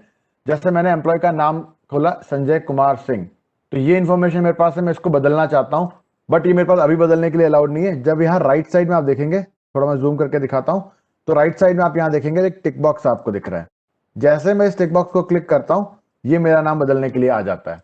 तो मैं फिलहाल क्या करता हूँ, इसका नाम बदल के संजय सिंह कर देता हूँ। तो ये मैंने एक चेंज रिक्वेस्ट किया था। देन मैं और क्या चेंज कर सकता हूँ मैं इसका रीजनल लैंग्वेज में नाम बदलना चाहता हूं, तो वो मैं कैसे बदल सकता हूं, उसके लिए भी मैं वहीं आऊंगा। रीजनल लैंग्वेज के ऊपर आया मैंने टिक बॉक्स पे क्लिक किया तो मेरा ये संजय कुमार सिंह वाला डब्बा एडिटेबल हो गया। अब यहाँ पे मैंने अभी उसको नाम गुजराती में दे रखा है, तो मैं उसको बदल के एक बार इसको लैंग्वेज बदलने की कोशिश करता हूँ। तो मैं इसको पंजाबी में डालता हूँ। मैंने गुजराती वाला नाम हटाया रीजनल लैंग्वेज का और मैंने उसको पंजाबी में डाल दिया। तो अभी मैंने दो चीजें चेंज की है।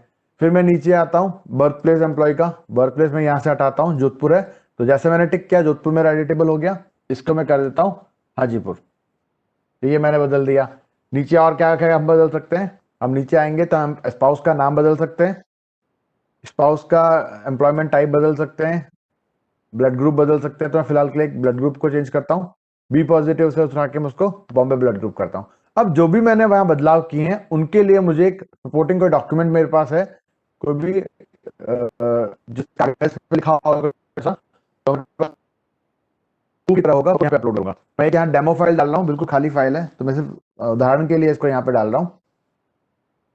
तो जैसे ये फाइल अपलोड होगी हम इस इंफॉर्मेशन को यहाँ से सबमिट कर देंगे डीलिंग क्लर्क के पास, कि इसके बाद डीलिंग क्लर्क इस मेरा जो भी डॉक्यूमेंट है उसको देख के, इस फाइल को देख के वैलिडेट करेगा कि हाँ ये इन्फॉर्मेशन जो सूचना एम्प्लॉय चेंज के लिए मांग रहा है वो ठीक है, वैलिड है। अगर नहीं होगा तो वो उसको रिटर्न कर देगा वापस एम्प्लॉय के पास।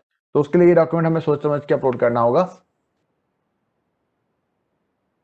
और इसको अपलोड करने के बाद जब हम सबमिट करने जाएंगे तो एम्प्लॉय का जो ट्रांजैक्शन पासवर्ड उनके मोबाइल नंबर पे आएगा वो मुझे यहाँ डालना होगा। तो मैं इनका ट्रांजैक्शन पासवर्ड लेके आता हूँ। जैसे ही फाइल अपलोड कंप्लीट होता है हम उसको सबमिट करते हैं। ये मेरी फाइल अपलोड हो गई है, फाइल अपलोडेड सक्सेसफुली। जैसे मेरी फाइल अपलोड होगी मैं इसको यहाँ पे सबमिट करूंगा। सबमिट करते वक्त मुझसे मांगा जाएगा मेरा इस एम्प्लॉय जो लॉगिन किया हुआ है उसका ट्रांजैक्शन ओटीपी। तो मैंने इसको सबमिट कर दिया। अब क्या हुआ, मेरा जो बेसिक चेंज रिक्वेस्ट है बेसिक इन्फॉर्मेशन का 10,217 नंबर का मेरा चेंज रिक्वेस्ट आईडी जनरेट हो गया है। तो मुझे अगली बार से इसका स्टेटस पता करना होगा 10,217 का, तो मैं सीधा इस नंबर से पता कर सकता हूँ। अब मैं दोबारा कोशिश करता हूँ बेसिक इन्फॉर्मेशन चेंज करने की, तो ये मुझे बदलने नहीं देगा। ये मुझसे कहेगा कि आपका पुराना जो चेंज रिक्वेस्ट आईडी था 10,217 वो अभी वर्किंग स्टेज में है, वो चेंज रिक्वेस्टेड है, रिजेक्ट नहीं हुआ है, एक्सेप्ट भी नहीं हुआ है। जब वो रिजेक्ट या एक्सेप्ट होगा तब दोबारा इसको कर पाएंगे अपडेट। तो ये मेरा हो गया बेसिक टैब का। अब हम आगे एक दो एग्जांपल और लेते हैं, एक दो उदाहरण हम कम्युनिकेशन टैब बदल के देखते हैं। जैसे आजकल मोबाइल नंबर बदलने के लिए हमारे पास बहुत रिक्वेस्ट आ रही है, तो हम उसको एक बार ट्राई करते हैं। तो इस एम्प्लॉय की जो पुरानी रिक्वेस्ट थी 10,216 वो एक्सेप्टेड स्टेट में, मतलब जो भी मैंने पुराना चेंज रिक्वेस्ट किया था वो एक्सेप्ट हो चुका है। ठीक है, तो मैं यहाँ पे एक चेंज रिक्वेस्ट पे क्लिक करता हूँ कि मुझे इसमें अपना मोबाइल नंबर बदलना है। तो मैं यहाँ लिखूंगा अपडेटिंग मोबाइल नंबर, या जो भी मेरे को इन्फॉर्मेशन अपडेट करनी है उसके रीजन क्या होंगे। तो मुझे लग रहा है कि मेरा पर्सनल मोबाइल नंबर यहाँ पे गलत है, तो ये 1111 करके लिखा हुआ है पर्सनल मोबाइल नंबर, मैं इसको यहाँ बदलता हूँ। तो मैं इसको टिक करूंगा यहाँ पे। तो एक बार मैंने टिक कर दिया तो मेरे लिए ये खुल गया है, इसको मैं बंद नहीं कर सकता, मुझे यहाँ पे मोबाइल नंबर बदलना है। तो मैं यहाँ पे डालता हूँ 567890। तो ये मेरा मोबाइल नंबर अपडेट कर दिया। मुझे लग रहा है मेरा ऑफिशियल ईमेल आईडी मेरा यहाँ गलत लगा हुआ है, SK सिंह की बजाय ये SPO_NWR होना चाहिए। तो मैंने इसका SPO डाला, SPO.NWR@nic.in होना चाहिए। तो मैंने उसको चेंज कर दिया कि ये मेरा मेल आईडी होना चाहिए। देन आपका एक नई चीज यहाँ पे है कि आपका OTP जो है वो कौन से मोबाइल नंबर पे चाहिए, आपको पर्सनल मोबाइल नंबर पे चाहिए या आपको ऑफिशियल मोबाइल नंबर पे चाहिए। तो जैसे मैं इसको टिक करूंगा यहाँ पे मेरे पास ये खुल जाएगा कि ऑप्शन कहाँ मुझे मोबाइल नंबर बदलना है। तो मैं इसको सेलेक्ट करता हूँ, मुझे पर्सनल मोबाइल नंबर पे चाहिए, जो मैंने अभी ऊपर मोबाइल नंबर डाला है मुझे उसी मोबाइल नंबर पे अपना OTP चाहिए। तो जैसे ही ये टैब की इन्फॉर्मेशन एक्सेप्ट हो जाएगी आपको अगला OTP जो आना शुरू होगा वो इस मोबाइल नंबर पे आएगा जो पर्सनल में डाला होगा। अब मैं एक बार एड्रेस का एक लाइन बदल के देखता हूँ। एड्रेस लाइन में मेरा जो प्लॉट नंबर 346 लिखा हुआ है इसको मैं चेंज करके डालता हूँ कि मेरा जो है हाउस नंबर है 87A है। तो ये एक मैंने इन्फॉर्मेशन चेंज करी। अब जितनी चीजें मैंने चेंज करी है उनके लिए भी मुझे कोई मेरा सपोर्टिंग डॉक्यूमेंट होगा वो मुझे यहाँ डालना। तो मैं एक डमी फाइल यहाँ से करा और मैंने उसको यहाँ पे अपलोड कर लिया। तो ये मेरी इन्फॉर्मेशन यहाँ पे अपलोड हो गई और जैसे ये फाइल अपलोड होगी उसी वक्त से मेरा आगे का प्रोसेस स्टार्ट हो जाएगा।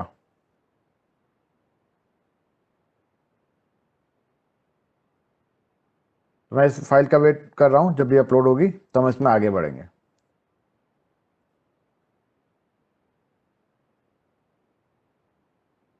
और जैसे ये इन्फॉर्मेशन मेरे एक्सेप्टिंग अथॉरिटी से एक्सेप्ट हो जाएगी तो जैसे वो उसको एक्सेप्ट करेंगे मेरा ये डेटा एम्प्लॉय मास्टर में जाके अपडेट हो जाएगा।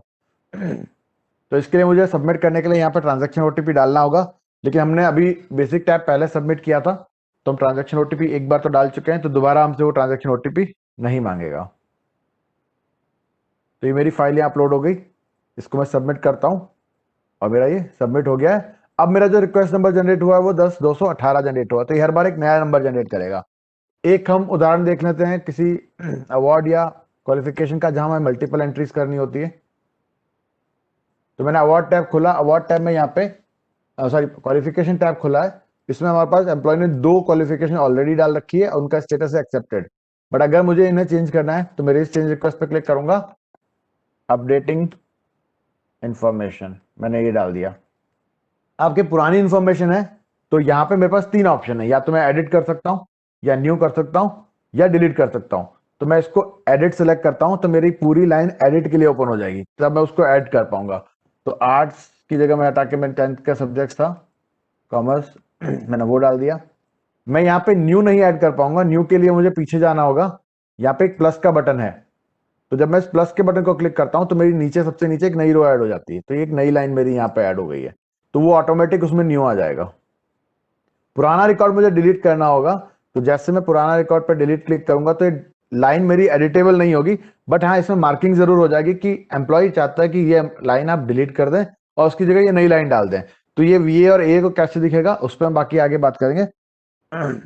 तो फिलहाल के लिए ये इतना ही है कि हम इस तरह से कर पाएंगे। अब क्या है कि पहला एम्प्लॉय मास्टर का और ESR का पार्ट था जहां एम्प्लॉय अपना डेटा देखता है, चेंज करता है, वो हमने पार्ट कर लिया। लेकिन एम्प्लॉय को कैसे पता लगेगा कि मैंने जो डेटा चेंज की रिक्वेस्ट करी थी उसका अभी क्या स्टेटस है? तो लेट्स सी, हम इसको खोलते हैं। एक हमारे पास ऑप्शन है चेंज रिक्वेस्ट समरी। तो मैंने चेंज रिक्वेस्ट समरी को खोला। यहाँ पे क्या होगा कि एम्प्लॉय ने अब तक जितने चेंज रिक्वेस्ट क्रिएट किए हैं उन सब का उनको स्टेटस दिख जाएगा कि उन्होंने अब तक क्या क्या चेंज की रिक्वेस्ट करी है। तो जैसे अभी हमने 2 टैब की करी थी, अभी हमने एक बेसिक टैब सबमिट किया है, एक कम्युनिकेशन का सबमिट किया है। तो इस रिपोर्ट में हमको क्या क्या दिखता है वो देखते हैं हम। इसमें हमको क्या दिख रहा है कि 217 नंबर और 218 नंबर 217 नंबर और 218 नंबर हमने चेंज रिक्वेस्ट जनरेट किया था। हमारा एम्प्लॉय का नाम और HRMS ID आ गया। उसका स्टेटस क्या है? C का मतलब है हमने अभी चेंज रिक्वेस्ट किया है, A का मतलब है कि हमने ये एक्सेप्ट हो चुका है। तो नीचे आएंगे तो हमको सारे स्टेटस दिख जाएंगे कि C का मतलब क्या है, D का मतलब क्या है, E का मतलब क्या है, वो सारा आपका आ गया। देन हमने कौन से मॉड्यूल का कौन सा टैब हमने रिक्वेस्ट किया चेंज के लिए। तो यहाँ पे बेसिक हमने किया, कम्युनिकेशन हमने किया था, और हमने उसको किस वक्त रिक्वेस्ट किया था। तो अभी हमने जैसे आज किया है। अब इसके आगे का जो डेटा है हमारा DCVA का डेट और टाइम आ रहा है कि किस DC ने कब एक्शन लिया। तो अभी हमने जो चेंज रिक्वेस्ट 2 जनरेट करी थी, ये दोनों, इन पे तो कोई एक्शन हुआ नहीं है, अभी तो हमने जस्ट रिक्वेस्ट करी है। तो पुरानी रिक्वेस्ट में हम देख पाएंगे कि DC ने कब एक्शन लिया, किसने लिया, VA कौन था, उसने कब एक्शन लिया, और एक्सेप्टिंग अथॉरिटी कौन था और उसने कब एक्शन लिया। स्टेटस हम पहले यहाँ देख चुके हैं।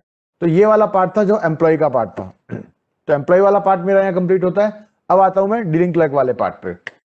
डीलिंग क्लर्क वाले पार्ट में क्या होगा कि DC को यही इंफॉर्मेशन हम दिखाएंगे और उसको बोलेंगे या उसको देख के रिजेक्ट करे या फॉरवर्ड करे। तो यहाँ पहले DC क्या करता था, यहाँ एम्प्लॉय मास्टर में आके एम्प्लॉय का काम शुरू करता था। अब उनके पास नया ऑप्शन है यहाँ पे फॉरवर्ड चेंज रिक्वेस्ट। तो इस ऑप्शन को क्लिक किया हमने, फॉरवर्ड चेंज रिक्वेस्ट। तो इसको भी हम वैसी ही रिपोर्ट दिखाएंगे जैसे हमने एम्प्लॉय को दिखाई थी। तो जैसे एम्प्लॉय को दिखाई थी तो एम्प्लॉय को तो सिर्फ अपनी रिक्वेस्ट दिखती थी जो उसने रेज करी है। DC को हम वो दिखाएंगे कि इस DC के पास कितने केसेस पेंडिंग है। तो इस DC का 9 केसेस पेंडिंग है। तो 9 की समरी हमने यहाँ दिखा दी कि डीलिंग क्लर्क को ये 9 केसेस कर रहे हैं। अब 217 और 218 नंबर 2 केसेस हमने अभी बनाए थे। तो एम्प्लॉय का नाम मिल गया उनको, कौन सा टैब का है, कब रिक्वेस्ट किया, ये मिल गया इनको। अब हम लास्ट में आएंगे तो सबसे लास्ट में हमारे पास यहाँ पे 2 बटन है, प्रोसेस का बटन। तो हम सबसे लास्ट में देखेंगे तो प्रोसेस का बटन लिखा हुआ है। तो इन प्रोसेस के बटन पे जब हम क्लिक करेंगे तो जो एम्प्लॉय ने रिक्वेस्ट करा है डेटा चेंज वो दिख जाएगा। तो मैं इस एक पे क्लिक करता हूं, बेसिक वाले पे। तो मैंने बेसिक टैब पे क्लिक किया। अब इसमें क्या है कि एम्प्लॉय ने जो जो चीजें बदली है वो हमको यहाँ लाल कलर में एक हाईलाइट होकर दिख जाएगी। तो ये रेड कलर में हमको दिख रहा है। एम्प्लॉय नेम इन हिंदी बदला था हमने, संजय कुमार सिंह से संजय का कुमार हटाया था, संजय सिंह कर दिया इसको। देन रीजनल लैंग्वेज हमने बदला था, हमने पंजाबी लैंग्वेज में डाला था, पहले गुजराती था। बर्थ प्लेस हमने बदला था, पुराना बर्थ प्लेस जोधपुर था, वो हटा के हमने इसको हाजीपुर किया था, ठीक है। और ब्लड ग्रुप हमने बदला था। तो एम्प्लॉय ने जो जो चेंज रिक्वेस्ट करी थी वो हमको दिख गई कि एम्प्लॉय ने क्या बदला है। अब हाईलाइट करके हम इसलिए दिखा रहे हैं ताकि DCVA को पूरे के पूरे 50 फील्ड नहीं देखने पड़े, उन्हें सिर्फ 4-5 फील्ड जो एम्प्लॉय ने बदले हैं वो ही उनको देखने पड़े। शायद इसीलिए हम वहां पे टिक करवा रहे हैं एम्प्लॉय से कि मुझे क्या बदलना है। तो जो वो बदल रहा है वही हम DC को दिखाते हैं हाईलाइट करके। अब डॉक्यूमेंट DC ने जो डाला था हमने एक ब्लैंक फाइल, वो यहाँ पे दिख गई। तो लेट्स सी, इसको अब देखते हैं कि उसमें क्या था। तो जो भी एम्प्लॉय ने अपलोड करी होगी फाइल, वो फाइल हमको यहाँ पे दिख जाएगी। तो हमने एक डेमो फाइल डाली थी। तो मैं इसको क्लोज करता हूँ। अब यहाँ डीलिंग क्लर्क के पास 2 ऑप्शन है, या तो वो इस डेटा को रिटर्न करेगा अगर उसे लगता है कि एम्प्लॉय ने जो बदलाव की रिक्वेस्ट करी है वो गलत है, सही नहीं है, तो रिटर्न कर सकता है। या दूसरा ऑप्शन है कि वो इसको वेरीफाई कर सकता है, वैलिडेट कर सकता है कि मेरा ये डेटा मैंने चेक कर लिया है, डॉक्यूमेंट जो उसने अपलोड किया था उसके हिसाब से सही है, शायद पहले कोई गलती रही होगी। तो हम इसको सबमिट करेंगे। सबमिट करने के लिए वो अगेन उसका ट्रांजैक्शन OTP मांगेगा, बट अभी हमने ऑलरेडी एक बार डाल दिया तो वो नहीं मांगेगा। और 217 नंबर है, ये हमने फॉरवर्ड कर दी है वेरिफिकेशन अथॉरिटी को, ठीक है। तो हमारा एक लेवल का काम हो गया। तो हमारे यहाँ प्रोसेस का जो बटन था बेसिक पे, वो प्रोसेस का बटन गायब हो गया, उसकी जगह आ गया व्यू। तो अभी भी हम इसको खोल के देख सकते हैं कभी भी, बट उसको हम चेंज नहीं कर सकते, एक्शन नहीं ले पाएंगे। दूसरा है, हम कम्युनिकेशन टैब देखा था हमने, तो मैं कम्युनिकेशन टैब को खोलता हूँ। तो मैंने कम्युनिकेशन टैब खोला। अब इसमें हमने क्या क्या बदला था, हमने एक तो पर्सनल मोबाइल नंबर बदला था, यहाँ लास्ट में 11 था, उसकी जगह हमने 67890 करा। ऑफिशियल मेल ID बदला था हमने। OTP किस पे चाहिए एक वो बदला था हमने, और एड्रेस लाइन बदली थी। तो ये सारी चीजें हमने बदली थी। अभी इसको हमने वैलिडेट कर लिया, डॉक्यूमेंट देख लिया, तो हम इसको सबमिट कर देंगे। तो अब हमारा क्या काम हुआ, ये इन्फॉर्मेशन भी हमारी 218 नंबर वेरिफिकेशन अथॉरिटी को चली गई है। तो हमारा काम यहाँ डीसी वाला पार्ट कंप्लीट हो गया। अगला आते हैं हम वेरिफिकेशन अथॉरिटी के पास। तो उसके लिए मुझे लॉग आउट करना होगा अपने डीसी से, और मैं लॉगिन कर रहा हूं वेरिफिकेशन अथॉरिटी की आईडी से। तो मेरे वेरिफिकेशन अथॉरिटी है महेश जी, मैंने इनसे लॉगिन करा और ओटीपी डाल के इसको फॉरवर्ड कर दिया। अब वेरिफिकेशन अथॉरिटी को प्रोसेस वही है, उसी प्रोसेस को रिपीट करना है। एम्प्लॉय मास्टर में जाएंगे, पहले हम वेरीफाई एम्प्लॉय रिकॉर्ड करते थे, अब हमारे पास आ गया वेरीफाई चेंज रिक्वेस्ट। तो आपका एम्प्लॉय मास्टर ये साथ दोनों के चेंज रिक्वेस्ट यहीं पे दिख जाएंगे एक ही जगह पे। अब इसमें देखते हैं कि क्या क्या डिटेल हमारे पास दिखती है। इसमें अब ये होगा कि जैसे डीसी को ये दिख रहा था कि मेरे पास कितने केस पेंडिंग है, तो वैसे ही वीए को उतना ही दिखेगा कि जो उनके पास केस पेंडिंग है। तो इनको 2 केस पेंडिंग है जो हमने अभी फॉरवर्ड किए हैं, 217 नंबर, 218 नंबर, 2 केसेस पेंडिंग थे। ठीक है, किस एम्प्लॉय के पेंडिंग है? संजय कुमार सिंह के। स्टेटस क्या है? ई स्टेटस, मतलब कि उसको एम्प्लॉय के डेटा को डीलिंग क्लर्क ने फॉरवर्ड कर दिया, तो ये स्टेटस यही आएगा। एम्प्लॉय मास्टर का बेसिक इन्फॉर्मेशन है, एम्प्लॉय मास्टर का कम्युनिकेशन इन्फॉर्मेशन है, एम्प्लॉय ने कब रिक्वेस्ट करा वो आ गया। अब आप देखेंगे कि यहाँ पे डीलिंग क्लर्क का आईडी भी आना शुरू हो गया। तो अभी डीलिंग क्लर्क से हमने एक्शन लिया था, तो डीलिंग क्लर्क का आईडी आ गया, उसका टाइम आ गया। वीए और ए का पार्ट अभी हुआ ही नहीं है, तो यहाँ पे नहीं आएगा। तो हम बेसिक इन्फॉर्मेशन को खोलते हैं। तो मैंने बेसिक इन्फॉर्मेशन को खोला, क्या एम्प्लॉय ने चेंज किया, तो वो हमने लाल कलर में यहाँ पे दिखा दिया कि एम्प्लॉय ने ये चीजें बदली थी। उसने उसका नाम बदला था, रीजनल लैंग्वेज का नाम बदला था, पंजाबी में डाला था, बर्थ प्लेस हाजीपुर किया था। नीचे आएंगे तो ब्लड ग्रुप बदला था, तो बाबा ब्लड ग्रुप हो गया। अब डीसी ने क्या कमेंट किया वो हमने यहाँ दिखा दिया कि डीसी इस चेंज रिक्वेस्ट का जो बदलाव का सूचना था, डीसी ने उसके ऊपर क्या कमेंट किया है। हम अपना कमेंट करते हैं कि वेरिफिकेशन अथॉरिटी ने डेटा वेरीफाई कर लिया।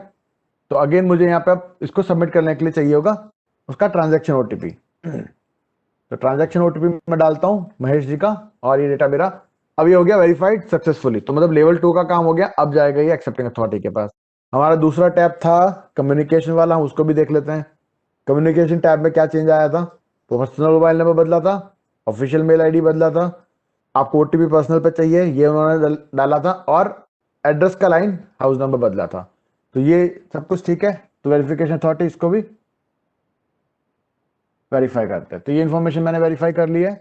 इस बार ये ओटीपी नहीं मांगेगा क्योंकि एक बार मांग चुका है। अब हमारा वेरिफिकेशन अथॉरिटी का काम हो गया। अब आगे आते हैं हम एक्सेप्टिंग अथॉरिटी के पास। तो हमने लॉग आउट किया, वीए से लॉग आउट करके हम आते हैं हमारे ए के आईडी पे। तो ए हमारे हैं यहाँ पे वसंत सिंह जी। तुमने वसंत सिंह की आईडी से लॉगिन कर लिया है, मुझे इनका चाहिए होगा लॉगिन ओटीपी, वो मैंने डाल के इनको लॉगिन कर लिया। अब वसंत सिंह जी के लॉगिन के बाद जो एक्सेप्टिंग अथॉरिटी है, हम आएंगे एम्प्लॉय मास्टर में। तो अभी तक ये लोग क्या करते थे कि एक्सेप्ट एम्प्लॉय रिकॉर्ड खोलते थे और डेटा एक्सेप्ट करते थे। ये एक्सेप्टेड रिकॉर्ड है तो वो रिटर्न करते थे। अब जो नया उनके पास आएगा ऑप्शन, वो आएगा एक्सेप्ट चेंज रिक्वेस्ट। तो इससे पहले कि हम एक्सेप्ट करें चेंज रिक्वेस्ट को, हम एम्प्लॉय का पुराना डेटा क्या है सिस्टम में वो एक बार देख लेते हैं। तो इनका मैंने पुराना डेटा खोलता हूं या एचआरएमएस आईडी डालता हूं, और इसका डेटा मैं खोल के एक साथ साइड में रख लूंगा ताकि हम दोनों को चेक कर सके कि क्या जो चेंज रिक्वेस्ट हमारी आई थी वो चेंज एक्सेप्ट होने के बाद अपडेट हुआ या नहीं हुआ। अब हम आते हैं एक्सेप्ट चेंज रिक्वेस्ट के अंदर। एक्सेप्ट चेंज रिक्वेस्ट में जैसे डीसी और वीए को दिखाया था, उसी तरह से हम यहाँ भी एक रिपोर्ट दिखाएंगे कि आपके पास जो भी आपका एक्सेप्टिंग अथॉरिटी है उनके पास कितने केसेस पेंडिंग है। तो अभी हमने 2 ही 3 केसेस पेंडिंग फॉरवर्ड किए थे, कुछ उनके पास पहले से थे, तो उनको हम खोल के देख लेते हैं। पहला हम खोल के देखते हैं पुराना, हमने एक क्वालिफिकेशन का पुराना केस है इनके पास, उसको देखते हैं। तो क्वालिफिकेशन में किस तरह से काम हो रहा था उसको जब मैंने खोला, तो अभी हमने एक एग्जांपल लेके बताया था कि क्वालिफिकेशन में डेटा किस तरह से जाएगा।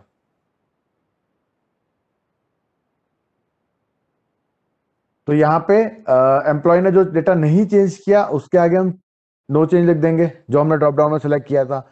जब एडिट पे क्लिक किया था तो पूरी की पूरी लाइन वो उसके लिए चेंज करने के लिए खुल गई थी, उस लाइन के आगे एडिटेड लिखा आएगा। जहां एम्प्लॉय ने डिलीट क्लिक किया था तो वो लाइन पे आगे डिलीटेड लिखा आ जाएगा कि ये डिलीट के लिए रिक्वेस्ट किया है, अभी डिलीट नहीं हुआ। जब मैं एक्सेप्ट करूंगा यहाँ से तो वो रिकॉर्ड उसका मेन में डिलीट होगा, और न्यू मतलब वो नई लाइन ऐड हो जाएगी। तो जब इस स्टेज पे आके हम डेटा को एक्सेप्ट करेंगे तो ये पूरा का पूरा डेटा आपका पुराने क्वालिफिकेशन टैब को रिप्लेस कर देगा। तो अभी इसको बंद करता हूं, अभी हम उन पे काम करते हैं जो हमने पहले अभी रिक्वेस्ट किए थे। तो इस रिपोर्ट में अब आप देखेंगे आपको डीलिंग क्लर्क का आईडी भी नजर आ रहा है, वेरिफिकेशन अथॉरिटी का आईडी भी नजर आ रहा है। तो मतलब इन दोनों ने कब कब क्या क्या एक्शन लिया वो नजर आ रहा है। और एक्सेप्टिंग अथॉरिटी अभी नहीं आ रहा है बिकॉज वो अभी क्लोज नहीं हुआ है। तो अब मैं प्रोसेस पे क्लिक करता हूँ बेसिक टैब के ऊपर। अब हम दोनों को कंपेयर करते हैं कि हमने क्या चेंज किया था। हमने एम्प्लॉय का नाम हिंदी में बदला था, संजय सिंह किया था। पुराने वाले से कंपेयर करें, पहले क्या था इसमें नाम, संजय कुमार सिंह था, ठीक है। हमने उनका रीजनल लैंग्वेज का नाम बदला था, वो हमने पंजाबी में डाला था। उससे पहले देखेंगे तो पहले ये गुजराती में था। पहले उसकी बर्थ प्लेस जोधपुर थी, हमने उसको बदल के हाजीपुर किया था। तो ऐसे करके हमने कुछ कुछ डेटा बदला था। अब हम नीचे आते हैं, डीलिंग क्लर्क का कमेंट है, वेरिफिकेशन अथॉरिटी का कमेंट है, और फाइल जो डॉक्यूमेंट उसने अपलोड किया था वो हमारे पास है। तो ये सब देख के हम इस डेटा को एक्सेप्ट कर देते हैं। तो जैसे ही मैं एक्सेप्ट करूंगा, ये मेरा एम्प्लॉय मास्टर का पुराना डेटा हटाकर ये नया वाला डेटा वहां रिप्लेस कर देगा। इसके लिए मुझे बसंत जी का ट्रांजैक्शन ओटीपी चाहिए होगा। तो मैंने इनका ट्रांजैक्शन ओटीपी डाला, और मेरा जो 217 नंबर का रिक्वेस्ट आईडी था, वो 217 नंबर का रिक्वेस्ट मेरा यहाँ पे एक्सेप्ट हो गया।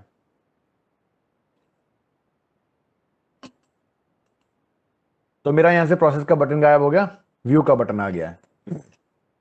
अब उनका एक कम्युनिकेशन इंफॉर्मेशन भी था, अब वो भी अब प्रोसेस कर लेते हैं। कम्युनिकेशन इंफॉर्मेशन में क्या था कि एम्प्लॉय ने पर्सनल मोबाइल नंबर बदला, हम उसको लाल कलर में दिखा रहे हैं। ऑफिशियल मेल आईडी बदला, ये हम हाईलाइट दिखा रहे हैं। तो जो जो चीजें एम्प्लॉय ने बदली थी वो हमने हाईलाइट करके दिखा दी। नीचे डीसीवीए का कमेंट आ गया, इसको भी हम एक्सेप्ट कर रहे हैं। अब तीनों ही लेवल पे डीसीवीए, तीनों में से कोई भी अगर उसको रिजेक्ट करना चाहे तो रिजेक्ट करके एम्प्लॉय को फॉरवर्ड कर सकता है, या एक्सेप्ट करके हम इसको चेंज को एम्प्लॉय मास्टर में अपडेट कर देंगे। तो मेरे दो टैब यहाँ पे अपडेट हो गए हैं।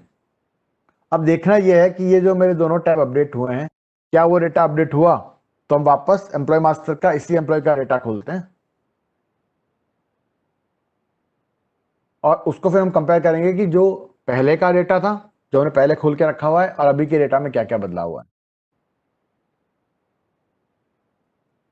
तो इसको मैं खोलता हूं रिटर्न एक्सेप्टेड रिकॉर्ड के अंदर। इसको हमें एक देखना पड़ेगा कि आपका जो पुराना जो भी डेटा था और जिस भी स्टेटस में था, एम्प्लॉय उसको चेंज कर पाएगा। एम्प्लॉय उसके लिए वेट नहीं कर सकता कि आपका डेटा एक्सेप्ट होगा तब मैं चेंज की रिक्वेस्ट करूं। तो जो भी डेटा का स्टेटस पुराना है वो एम्प्लॉय का चेंज कर पाएगा, और जब यहां एक्सेप्टिंग अथॉरिटी उसको एक्सेप्ट कर रहा है तो वो एक्सेप्टेड स्टेट में ही जाके क्लोज होगा। तो आपका पुराने स्टेटस से उसको मतलब नहीं होगा। अब मैं देखूं, पुराना नाम इनका था संजय कुमार सिंह, हमने बदल के किया संजय सिंह, आ गया हमारे पास। रीजनल लैंग्वेज संजय कुमार सिंह था गुजराती में, हमने उसको पंजाबी में किया। पुराना बर्थ प्लेस जोधपुर था, नया बर्थ प्लेस हाजीपुर आ गया। देन नीचे हम आए थे, हमने ब्लड ग्रुप चेंज किया था बी पॉजिटिव से, ये बॉम्बे ब्लड ग्रुप आ गया। तो मेरा एम्प्लॉय मास्टर का बेसिक टैब जो भी चेंज एम्प्लॉय ने किए थे वो आ गए हैं। अब हम बात करते हैं कम्युनिकेशन में, हमने एक एक्सेप्ट किया है तो कम्युनिकेशन में चलते हैं। कम्युनिकेशन में जो पुराना डेटा था पर्सनल मोबाइल नंबर में 11111 था, इसको हमने चेंज करके 567890 किया था, एक अपडेट ये हुआ। देन उसका हमने मेल आईडी चेंज किया था, skSingh@nic.in से बदल के उसको सीनियर डीपीओ एसपीओ NWR@nic.in किया था, वो बदल गया।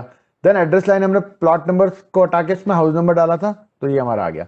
तो इस तरह से आपका 3 स्टेज का प्रोसेस है। फर्स्ट एम्प्लॉय क्रिएट करेगा, अपना डेटा को देखेगा, उसको कुछ ठीक नहीं लगता है, कुछ डेटा गलत लगता है एज पर रिकॉर्ड, तो डॉक्यूमेंट्री प्रूफ के साथ वो उसको आपको बदलने के लिए बोलेगा।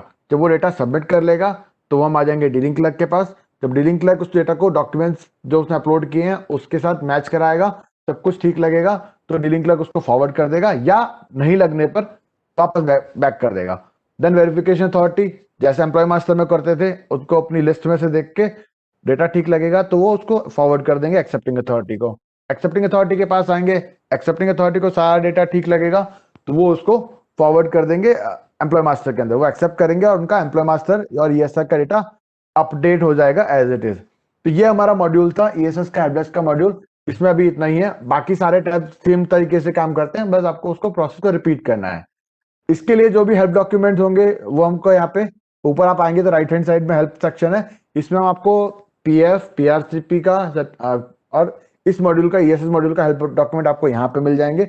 और इनके जो यूट्यूब के लिंक्स होंगे या इस रिकॉर्डिंग के लिंक्स होंगे वो आपके व्हाट्सएप ग्रुप में आ जाएंगे, नहीं तो आप जब यूट्यूब पे सर्च करेंगे तो आपको नजर आ जाएंगे वो। तो इस प्रेजेंटेशन में अभी इतना ही है। ओवर टू अमित सर, आपका कोई भी क्वेश्चन है, कोई भी क्वेरीज है तो आप प्लीज एक बार पूछ सकते हैं। अमित जी यहाँ पे। हाँ थैंक यू। हाँ प्रदीप सर, जो है अब आपके अगर कोई भी क्वेश्चन है तो आप चैट बॉक्स से देखिए, आपके राइट बॉटम कॉर्नर में होगा चैट करके, तो उसमें आप टाइप कर दीजिए तो हम आपके क्वेश्चन के आंसर दे देंगे।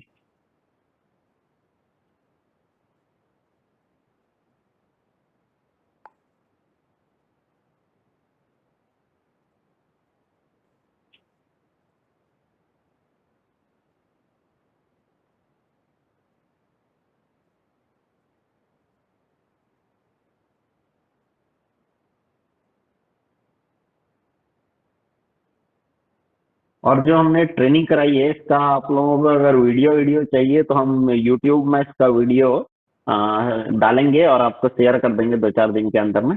और ये मॉड्यूल आपको मिल जाएंगे मैक्सिमम 15 तारीख तक। ये हम सारे मॉड्यूल को हम HRMS में अवेलेबल करा देंगे, ये 9 मॉड्यूल।